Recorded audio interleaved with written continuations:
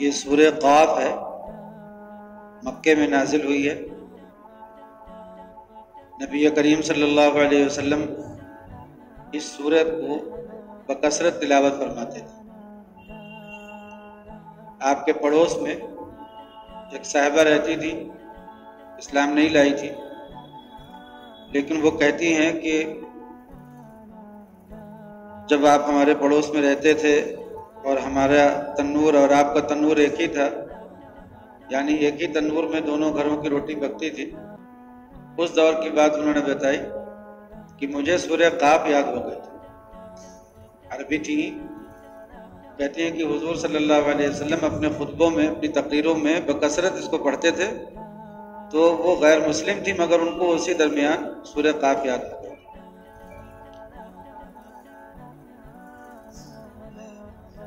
فجر کی نماز میں بھی آپ کا معمول تھا سورہ قاف کی تلاوت کرنے کا، اور جمعے کی نماز میں، جمعے کے خطبے میں آپ سورہ قاف کی تلاوت کرتے تھے۔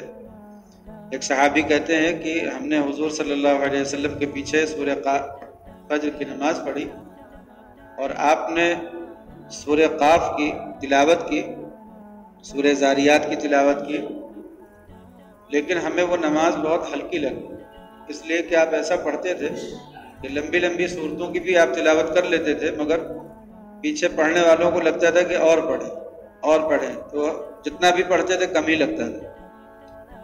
اب آج کل اگر کوئی قاری صاحب سورہ قاف کی تلاوت شروع کریں فجر میں تو ذرا زیادہ لگے گی لوگوں کو، حالانکہ جب ہم لوگ پڑھتے تھے گرینی میں تو وہاں پر بعض قاری حضرات ایسے تھے، جب وہ سورہ قاف پڑھنے لگتے تھے سب لوگوں کو بہت مزہ آتا تھا سورہ قاف۔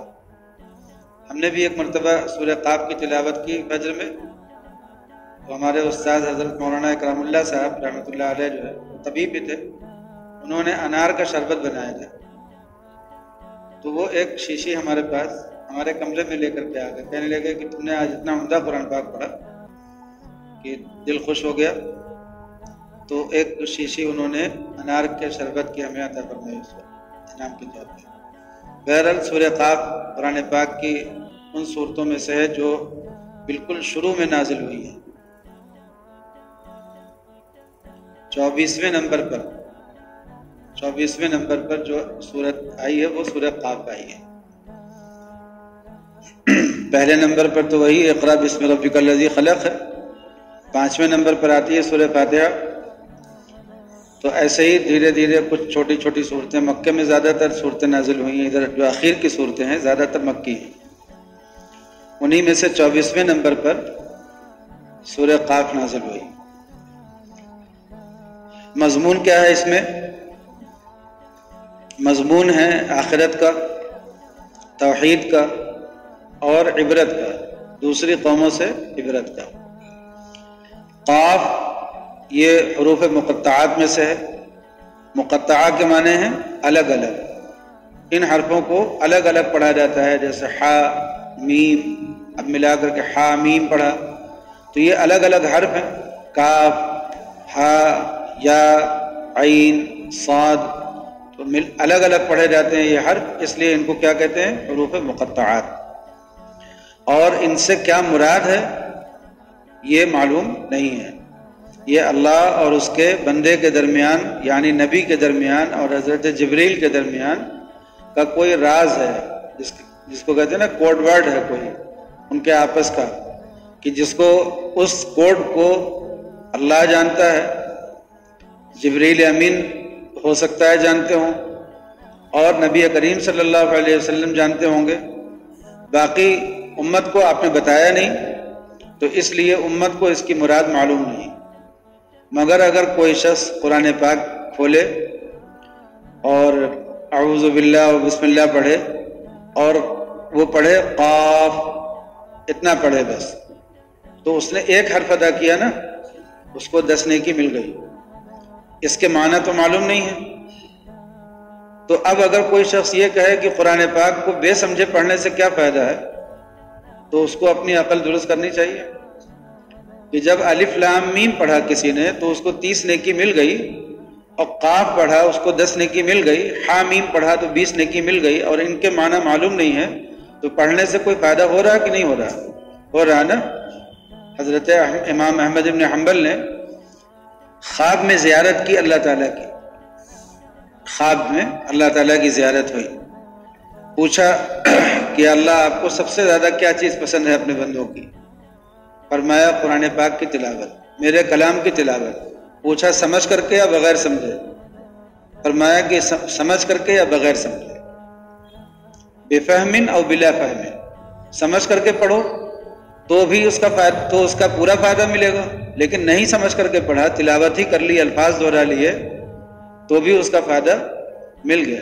آپ جانتے ہیں یہ جتنے فارم ہوتے ہیں سرکاری, اگر ان کو آپ نے پڑھا سمجھ کر کے پھر اس پہ دستخط کیے تو جو اس فارم سے فارم کو بھر کر کے جو فائدہ حاصل کرتے ہیں, اگر کوئی آدمی دیہاتی ہے, ان پڑھ ہے, اور اس نے اس کو فارم بھر کر کے جمع کیا, سمجھا نہیں کہ اس میں کیا لکھا تھا, لیکن کام ہوا نا, اس کا کام اس کا بھی ہوتا ہے, جو پڑھے لکھے نہیں ہوتے ان کا بھی کام ہوتا ہے.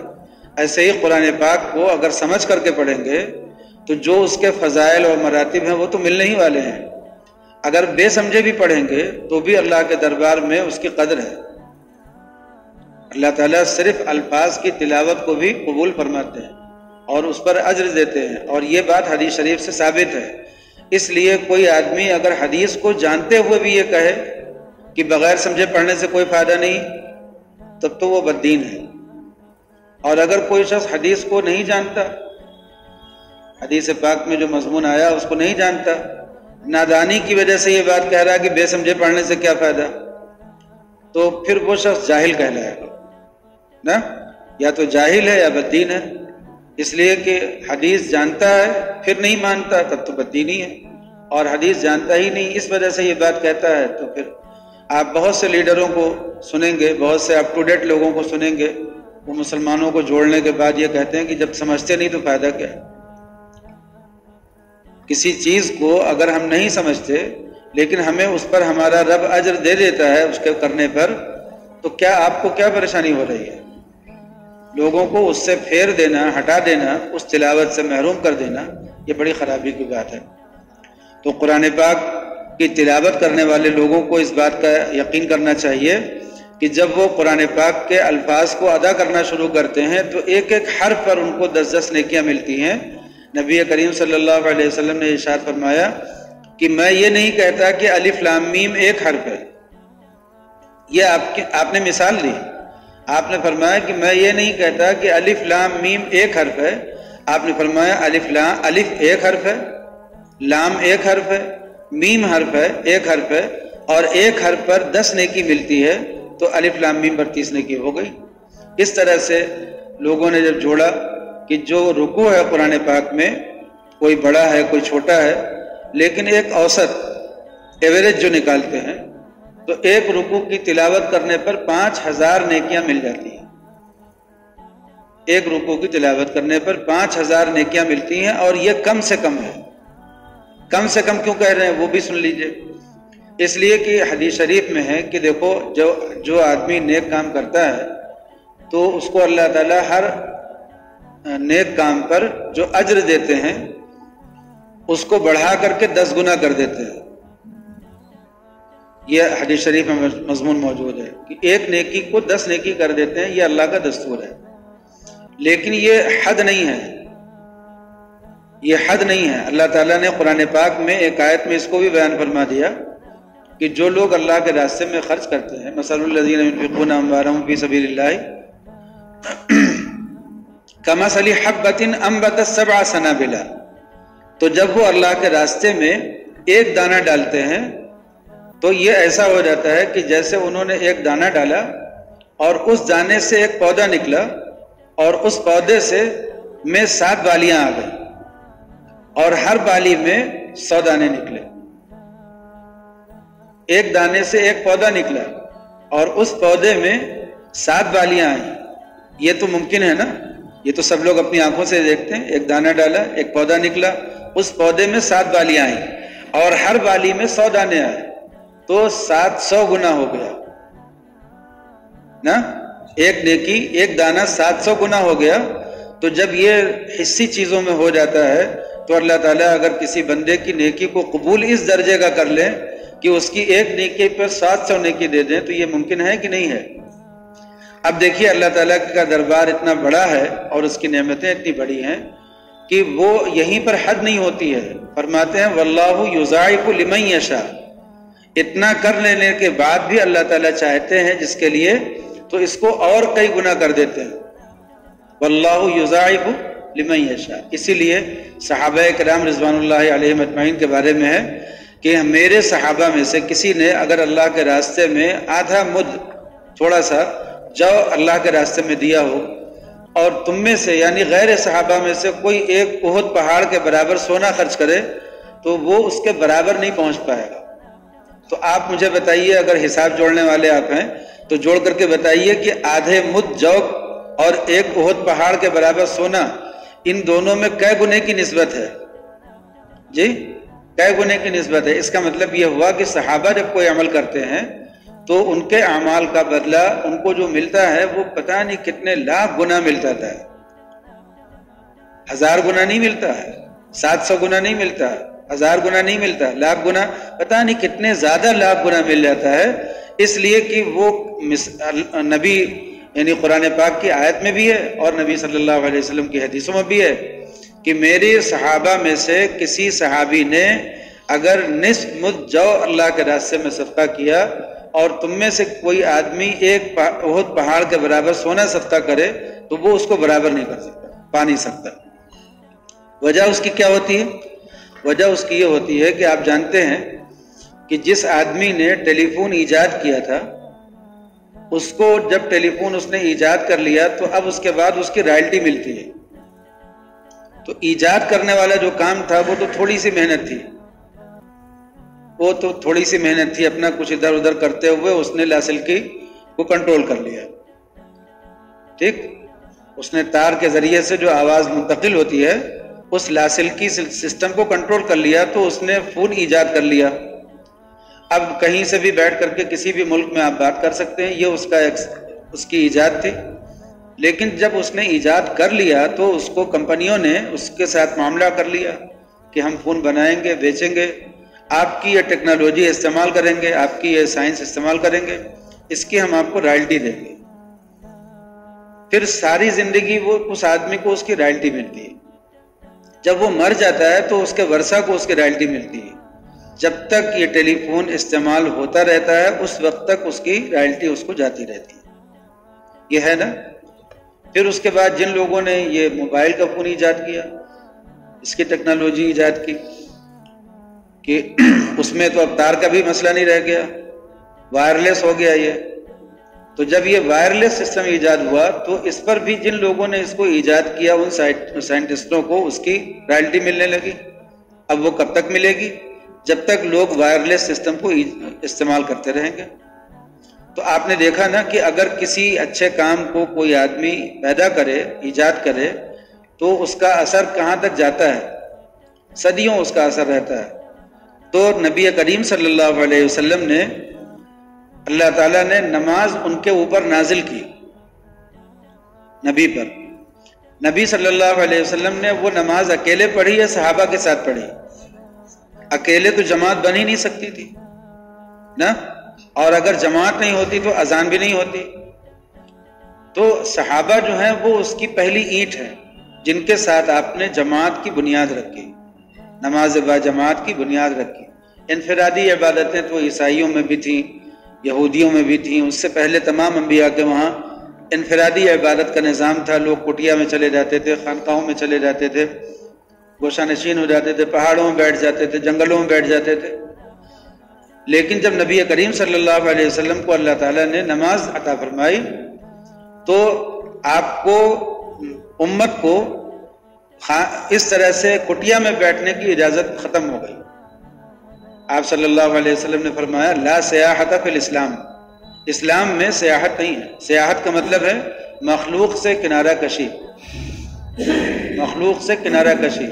آپ نے نکاح کو سنت قرار دیا تاکہ کوئی آدمی کہیں الگ تھلگ جا کر کے نہ پڑ جائے کہ ہم شادی نہیں کریں گے، الگ اپنی زندگی گزاریں گے. آپ نے نکاح کو سنت قرار دے دیا. آپ نے کہا کہ جو میری سنت پر عمل کرے گا وہ میرے طریقے پر ہوگا، جو میری سنت سے اعراض کرے گا وہ میرے طریقے پر نہیں ہوگا۔ ایک چند نوجوان آئے آپ صلی اللہ علیہ وسلم کی خدمت میں، آپ تم تھے نہیں، تو آپ کی زوجہ محترمہ سے ملاقات کی، ان سے پوچھا کہ ہمارے نبی کا طریقہ کیا ہے، رات میں سوتے بھی ہیں یا پوری رات عبادت کرتے ہیں؟ ان کے دماغ میں کیا تھا کہ جب عبادت کی اتنی فضیلت اسلام میں بیان کی جا رہی ہے تو نبی تو پورے رات عبادت ہی کرتے ہوں گے۔ تو انہوں نے کہا کہ نہیں، آپ رات کے 3 حصے کرتے ہیں، ایک حصے میں سوتے ہیں اور ایک حصے میں عبادت کرتے ہیں اور ایک حصے میں مخلوق کے درمیان مشورے وغیرہ کا ہوتا ہے۔ عشاء کے بعد آپ کا معمول تھا کہ صحابہ کو بلاتے تھے اپنے پاس، جو بڑے صحابہ ہوتے تھے جن سے مشورہ ہوتا تھا ان کو بلاتے تھے اور ان سے اہم امور میں مشورہ ہوتا تھا۔ پھر جب وہ چلے جاتے تھے پھر آپ عام لوگوں کو بلاتے تھے کہ باقی لوگ بھی آ جائیں، ان کے ساتھ آپ کچھ گفتگو فرماتے تھے، کچھ نصیحت فرماتے تھے، کچھ ان کو کھلاتے بھی تھے، کچھ میٹھا وغیرہ، کھجور کھلا دیا، پانی پلا دیا، کچھ آپ کا معمول تھا کہ جو بھی ایک کمرے میں آئے تو کچھ کھا کر کے جائے، تو کچھ کھلاتے بھی تھے ان کو۔ اس کے بعد پھر آپ کی جب یہ مجلس بھی ختم ہو جاتی تھی پھر آپ ازواج مطہرات کے پاس جاتے تھے، پھر جس کے گھر کی باری ہوتی تھی اس گھر میں آپ قیام فرماتے تھے اور رات کا 1 پہر سوتے تھے، پھر آخر پہر میں اٹھ جاتے تھے، آخر شب میں، اور اٹھ کر کے عبادت میں مصروف ہو جاتے تھے۔ تو ان لوگوں کو یہ خیال ہوا کہ یہ تو بخشے بخشائے ہیں، نبی ہیں، بخشے بخشائے ہیں، ان کا کیا ہے، ہم لوگ تو چونکہ گنہگار ہیں اس لیے ہم لوگ تو پوری رات عبادت کریں گے۔ پھر پوچھا کہ دن میں آپ روزہ ہی رکھتے ہوں گے؟ تو انہوں نے کہا کہ نہیں، ایک دن روزہ رکھتے ہیں، ایک دن افطار کرتے ہیں۔ یہ آپ صلی اللہ علیہ وسلم کا زیادہ معمول یہی تھا کہ ایک دن روزہ رکھتے تھے اور ایک دن کھاتے پیتے تھے، اسی کو افطار کرنا کہتے ہیں کہ ایک دن روزہ رکھتے تھے، ایک دن افطار کرتے تھے۔ کبھی کبھی آپ نے وہ بھی کیا ہے، صوم داودی بھی، صوم وصال، یہ تو صوم داودی یہ ہے، صوم وصال آپ نے کبھی کبھی رکھا ہے۔ صوم وصال کا مطلب ہے کہ جب آپ نے روزہ رکھا تو پھر آپ نے افطاری نہیں کی، اس کو توڑا نہیں، بلکہ اسی روزے کو باقی رکھا اور اگلے دن صبح سحری بھی نہیں کھائی، اسی کو باقی رکھا، 2 دن کا روزہ ہو گیا۔ پھر اس کو بھی باقی رکھا، ابھی افطاری نہیں کی، سحری نہیں کھائی، 3 دن کا ہو گیا، پھر 4 دن کا ہو گیا، کبھی کبھی آپ 15 دن کا روزہ رکھتے تھے، یہ صوم وصال کہلاتا ہے۔ تو آپ نے کبھی کبھی صوم وصال بھی رکھا، لیکن زیادہ معمول آپ کا تھا صوم داودی رکھنے کا۔ صوم داودی کا مطلب ہے 1 دن روزہ رکھنا اور 1 دن افطار کرنا۔